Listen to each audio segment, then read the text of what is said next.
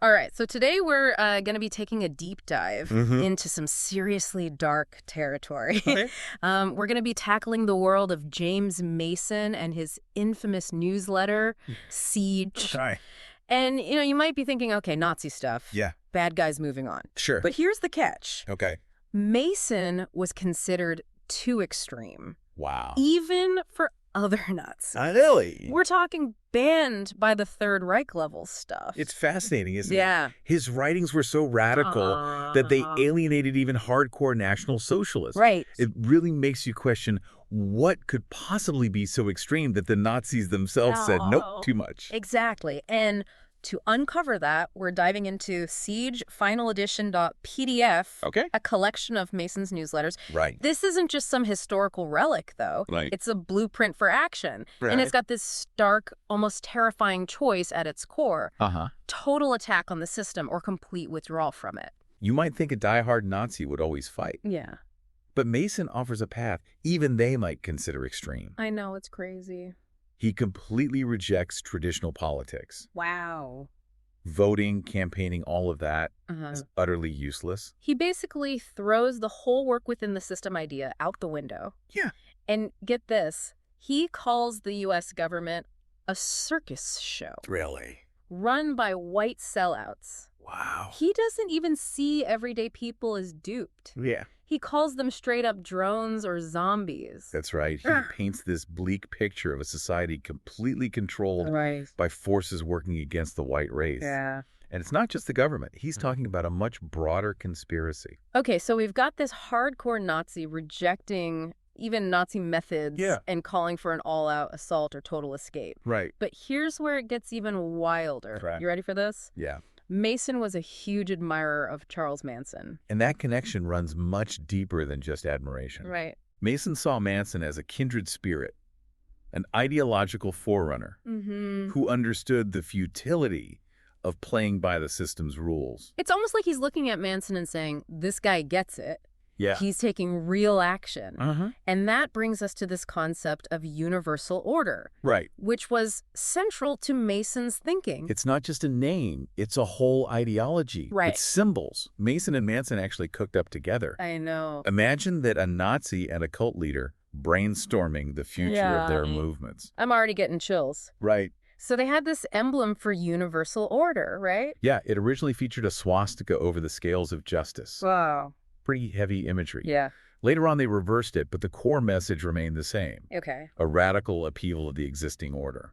And it wasn't just the imagery that shifted. Right. Siege's tone changed during this period too, didn't it? Mm-hmm. It became less about mass movements and more about individual strength. Exactly. There was still an emphasis on violence, Right. but it was now framed as means of self-preservation Uh-huh. and individual resistance. Yeah.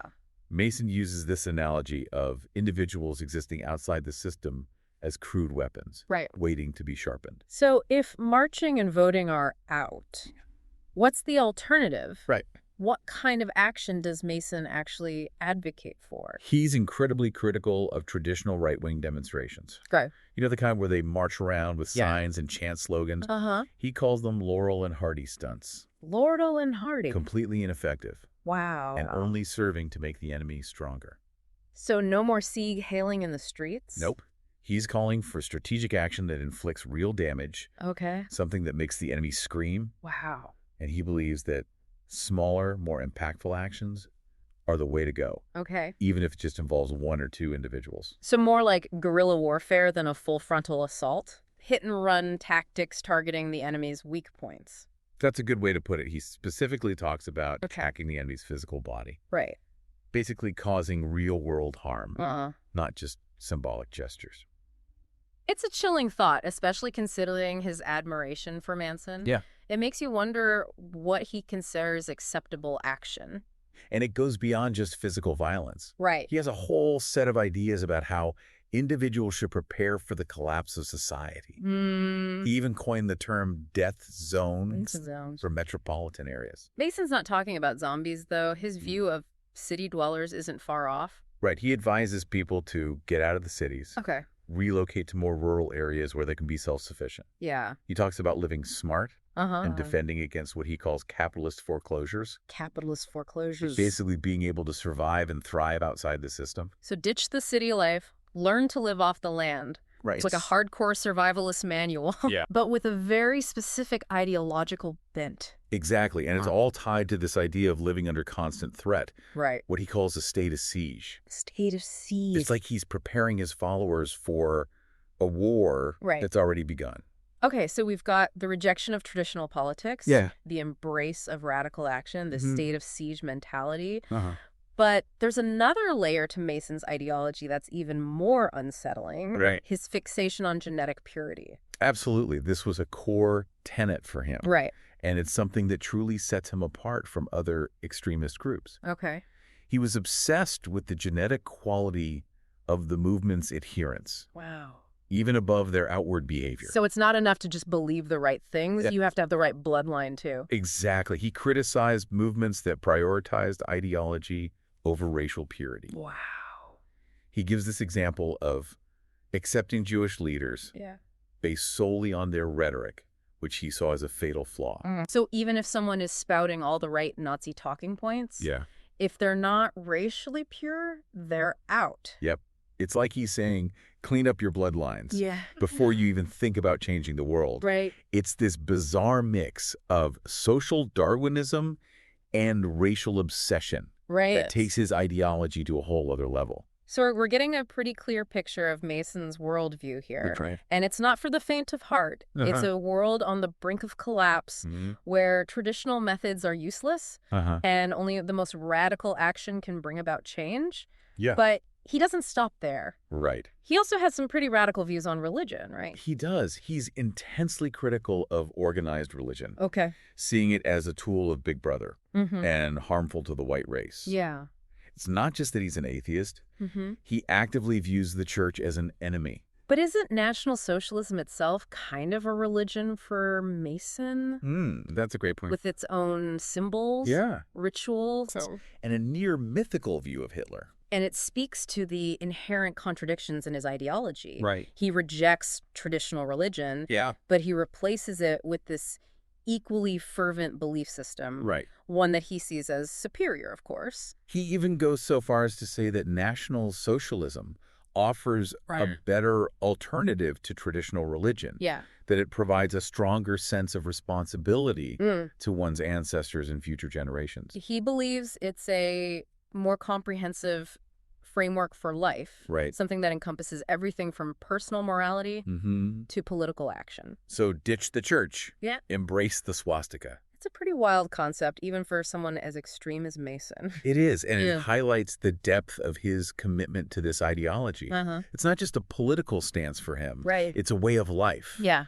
A replacement for everything he sees as corrupt and decadent in modern society. Exactly. Okay, so we've covered a lot of ground here. But we're only just scratching the surface of Mason's twisted world. Yeah. We've got his rejection of traditional politics, his embrace of violence and genetic purity, his disdain for religion. Yep. But there's so much more to unpack, so much more to understand. Right.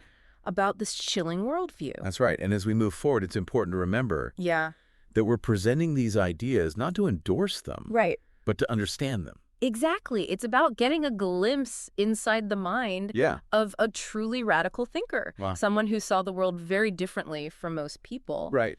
And maybe, just maybe, by understanding his darkness, we can shed some light on the forces that drive extremism. That's an excellent point, because even though Mason's ideas are extreme, they resonate with certain segments of society. Right. And by exploring those connections, we might gain a deeper understanding of the challenges we face today. Okay, so buckle up, listeners, because this is just the beginning. Right. We're about to venture even deeper into the abyss of James Mason's siege. Join us in part 2 as we continue to unravel his controversial writings and their lasting impact. Sounds good. Picking up where we left off, let's delve deeper into this bleak landscape Mason paints. Okay. He doesn't just see the world as messed up. Right. He believes it's actively spiraling towards collapse. And it's this sense of impending doom that fuels his call for radical action. Yeah. He even has a name for the current state of affairs. Oh, yeah. The twilight of the idiots. Right. And he's not exactly subtle about who he considers the idiots. He throws that term around a lot, doesn't he? He does. Basically, anyone who clings to traditional methods. Right. Anyone who believes in working within the system. Yeah. Is an idiot in Mason's book. Right. Isn't Mason being a bit of an idiot himself if he's been wrong all this time? Why I mean, society hasn't exactly collapsed yet, has it? That's a valid point. Yeah. And it's a question that hangs over a lot of apocalyptic thinking. Right. But for Mason, the clock is always ticking. Uh-huh. He sees the collapse as inevitable. Right. A matter of when, not if. Okay, so society is doomed. The idiots are in charge. Right. What's the alternative? Wow. Does Mason offer any hope, or is it all just doom and gloom? Well, he does have a vision for the future. Okay. But it's not exactly rainbows and sunshine. Right. He talks about a future golden age for the white race, characterized by racial purity and a complete rejection of outside influence. So imagine a world where the Nazis won. Yeah. But it's even more extreme and isolationist. Not exactly a utopia for most people. Right, and this vision of the future is inseparable from his concept of saturation point. Saturation point. He believes that the social ills that plague society have reached a critical mass. Right. They've spread everywhere, like a contagious disease. It's like he's saying the rot has set in. Exactly. And it's too late for a simple cure. And he uses this chilling analogy of a riot in slow motion to describe it. A riot in slow motion. It's not a sudden explosion of violence, but a gradual erosion of order. Right. A creeping sense of chaos that's slowly consuming everything. And he sees Charles Manson as someone who recognized this threat. He does. Someone who is willing to strike at the heart of this societal decay. He even cites the Tate LaBianca murders as an example of Manson taking action against the forces he saw as responsible for this decline. That's a pretty disturbing connection to make, to say the least. It is. But it speaks to the depth of Mason's admiration for Manson. Yeah. He sees him as a revolutionary figure, not just a criminal. And it's not just Manson. Right. Mason has a whole pantheon of heroes. Okay. He draws inspiration from, including Hitler, of course. Of course. But also figures like George Lincoln Rockwell. Yeah. The founder of the American Nazi Party. So what makes these figures stand out to Mason? What qualities does he admire in them? For him, it comes down to action, conviction, and the ability to inspire. Okay. He contrasts these true leaders with what he calls fakers. Fakers. People who talk a big game but ultimately fold under pressure. So the fakers are all talk, no action. Exactly. They're more interested in self-preservation than actually fighting for the cause. And for Mason, Hitler is the ultimate example of an authentic leader. Okay. Someone who combined a powerful ideology with the political savvy to actually implement it. It's like he's saying, sure, Hitler might have been a monster, but at least he got things done. Right. Which is a pretty disturbing way to look at it. It is, but it reveals a lot about Mason's priorities. Yeah. He values effectiveness above everything else. Right. Even if it means embracing brutality and oppression. Okay, so we've got this bleak picture of societal collapse. Right. These larger-than-life figures who inspire Mason. Yeah. But does he offer any practical advice? He does. For navigating this world, or is it all just abstract philosophy? He actually gets pretty specific. Okay. About how individuals should live and act under these conditions. Right. Remember that term death zones we talked about earlier? Yeah, the whole get out of the cities thing. Right. Well, that's just the tip of the iceberg. Okay. He has all sorts of practical advice for surviving in a potential societal collapse. He stresses self-sufficiency. Yeah. Learning essential skills. Right. Stockpiling resources. And being prepared for anything. It's like prepping for the apocalypse, but with a Nazi twist. Exactly. And it goes beyond just physical survival. Okay. He talks about developing mental toughness. Right. Being able to withstand interrogation. Wow. Enduring hardship. Okay. And never giving up the fight. He even uses this analogy of a boxer entering the ring. Yeah. To describe it. He calls it Spooksville. Spooksville, that one really creeps me out. Yeah. It's like he wants his followers to live in a constant state of paranoia and fear. That's a good point. And it speaks to the psychological manipulation at play here. Right. He's creating a world where his followers feel constantly under threat. Yeah. Constantly on edge. And that makes them more receptive to his message. Right. More willing to follow his extreme directive. Exactly. It's classic cult leader tactics. Right. But it's even more disturbing when you consider the specific actions he advocates for. Yeah. He actually provides a blueprint for a kind of underground movement he calls the White Liberation Front. The White Liberation Front? Or WLF. So this is his version of the resistance. In a way, yes. A secret society fighting against the system.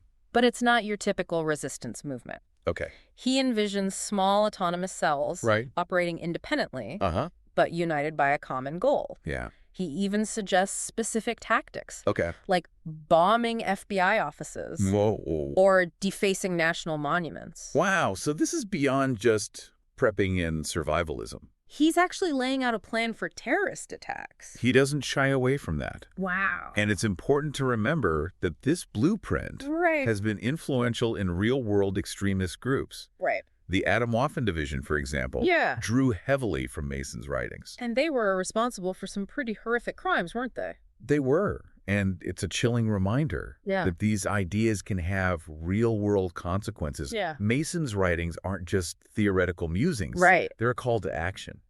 And they've inspired some very dangerous individuals. So we've got this secret army, these terrorist tactics. But what's the end game here? What does Mason actually hope to achieve with all of this?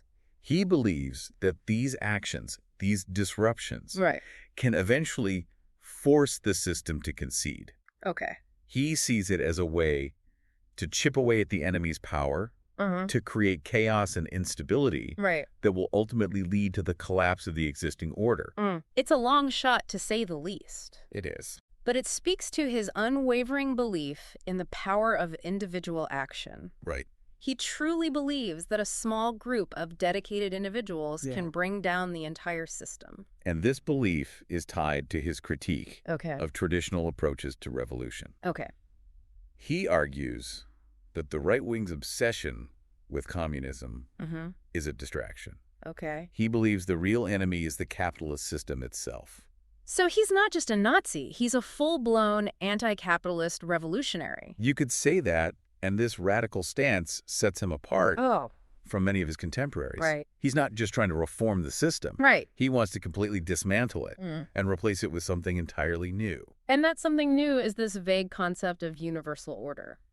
It does, doesn't it? Yeah, it's all starting to feel a bit like a fever dream. But it's important to remember that these ideas, however outlandish they may seem, have resonated with a lot of people. And that's why we're exploring them here. To try to understand the appeal of such extreme ideologies. Okay, so we've got this underground army, these terrorist tactics, this rejection of capitalism, this vision of a new world order. And looming over it all is the figure of Charles Manson. This dark prophet who supposedly saw it all coming. And it gets even weirder. Because Mason doesn't just admire Manson. He actually collaborated with him. Wow. On some of these ideas. Remember that emblem for universal order? Yeah, the swastika and the scales of justice. Well, that was a joint creation. Really? They were literally brainstorming symbols for their shared vision of a new world order. Whoa, that's a level of collaboration I wasn't expecting. It's like they were the Lennon and McCartney of the apocalypse. Maybe not the best analogy. You get the idea. Yeah. They were both deeply invested in this idea of universal order. And they saw each other as crucial figures. Wow. In bringing it about. Okay, so we've got this strange blend of Nazi ideology, survivalist tactics, anti-capitalist sentiment, and a Manson-inspired vision of the future. It's a lot to wrap your head around. It is. And it raises some very disturbing questions. It does. And as we move into the final part of our deep dive, we're going to explore those questions in more detail. We'll look at Mason's specific recommendations for building this new world order. And we'll examine the lasting impact of his ideas on the modern extremist landscape. So buckle up, listeners, because things are about to get even more intense. Join us in part 3 as we delve into the darkest corners of James Mason's mind. And explore the unsettling legacy of his infamous newsletter, Siege. All right, so we're back, and this is the final part of our deep dive into the world of James Mason. Right. And we've really been through a lot, haven't we? We have. We've seen his bleak view of society, his call for radical action, his bizarre admiration for Charles Manson. Yeah. But now in this final part, we're going to explore how he envisioned actually building this new world order that he was so obsessed with. It's not just about tearing down the system. Right. It's about replacing it with something else. So what does Mason's utopia actually look like? Well, he calls it the golden age for the white race. Okay. But the details are, let's just say, disturbing. Okay. Imagine a world stripped of everything Mason considers impure. Okay. No diversity. No modern technology. Right. No individualism. So basically a white supremacist version of the Amish. Yeah. Except with more violence and way less delicious baked goods. That's a surprisingly accurate comparison. Yeah. Though I'm not sure Mason would appreciate the humor. Right. He was deadly serious about this vision. Right. And he believed that only a complete break from the past could achieve it. So how does he propose we get there? Well, we've talked about the White Liberation Front, the terrorist attacks, all that. But is there a step-by-step plan? Or is it all just chaos and destruction? He does get pretty specific about the process, actually. Okay. He lays out a multi-stage plan. Okay. That begins with the creation of these autonomous WLF cells. Right. Operating as a shadow government. Undermining the system from within. Okay, so it starts with stealth infiltration. Right. Building up a network of loyal followers. Yeah. But then what? How do they actually take power? That's where the violence comes in. Right. He talks about escalating attacks, creating a climate of fear and instability that will eventually paralyze the government and leave a power vacuum. So it's like a slow burn revolution? Yeah. Building up to a final showdown. Kind of like a zombie apocalypse movie where the zombies are actually neo-Nazis. You're really good at these analogies. Thanks. But yeah, that's a pretty accurate description. Right. He envisions a point where the system collapses under the weight of its own corruption. Right.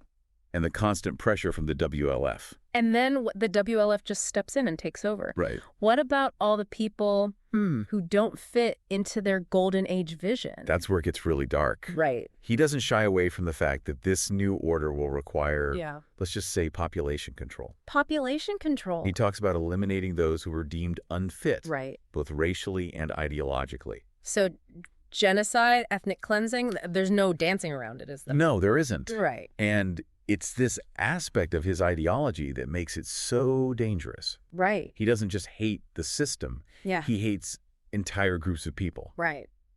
And he's willing to use violence to achieve his vision of a racially pure society. It's a chilling reminder that extremism is rarely just about abstract ideas. Right. It's about hate. Yeah. It's about violence, and it's about power. Exactly. And it's important to understand that this kind of thinking doesn't just disappear. Right. Mason's ideas, however extreme, have found a new audience in the age of the internet. So even though Mason died back in 2003, his toxic legacy lives on. It does. His writings are readily available online. No. And they've become a sort of Bible for a new generation of extremists. Right. Groups like Atomwaffen Division, which we discussed earlier, have explicitly cited Mason as an inspiration. It's terrifying to think that someone like Mason, who was considered too extreme even for the Nazis, could become a cult figure in the 21st century. But it speaks to the enduring power of hate. Right. And the need to constantly be vigilant against its spread. Yeah. Mason's story is a cautionary tale. Yeah. A reminder that even the most fringe ideas can find fertile ground in the right conditions. So we've explored Mason's bleak worldview, his radical tactics, his chilling vision of the future. Right. But what about him? The man behind the manifesto. Yeah. Was he just a hateful ideologue? Or was there more to him than that? That's a tough question to answer. Yeah. On the one hand, he was clearly a brilliant and articulate writer. Right. Someone who could weave together complex ideas into a compelling narrative. Yeah. But on the other hand, he was also a deeply disturbed individual. Right. Someone who embraced violence and hatred as solutions to the world's problems. It's almost like he was two people at once. Yeah. The intellectual and the monster. That's a good way to put it. Yeah. And perhaps that duality is what makes him so fascinating and so dangerous. Right. He was able to dress up his hatred in intellectual clothing to make it seem rational, even seductive. And that's a reminder that extremism can come in many forms. Right. It's not always about shouting slogans or wearing swastikas. Yeah. Sometimes it's about carefully crafted arguments, whispered in dark corners of the internet. Exactly. And that's why it's so important to be critical thinkers, to question everything, and to never take things at face value. Right. Because even the most outlandish ideas can have a real-world impact, especially in the age of information overload. So as we wrap up this deep dive into the world of James Mason, I'm left with a lot of unsettling thoughts. Right. But I also feel like I've gained a better understanding of the forces that drive extremism. And that's the goal, isn't it? It is. To shed light on the darkness. Yeah. To understand the enemy. Right. And to be better equipped to fight against it. Because even though Mason is gone, his ideas are still out there. Right. Waiting for someone to pick them up and run with them. And it's up to all of us to make sure that doesn't happen. Well said. And as always, we encourage you, our listeners, to continue exploring the ideas we've discussed today. Right. To delve deeper into the source material. Yeah. To do your own research and to come to your own conclusions. Because knowledge is power. Right. And the more we understand about extremism, the better equipped we'll be to combat it. Exactly. Thanks for joining us on this journey, Deep Divers. It's been a pleasure. Until next time, keep questioning. Keep exploring. And keep diving deep.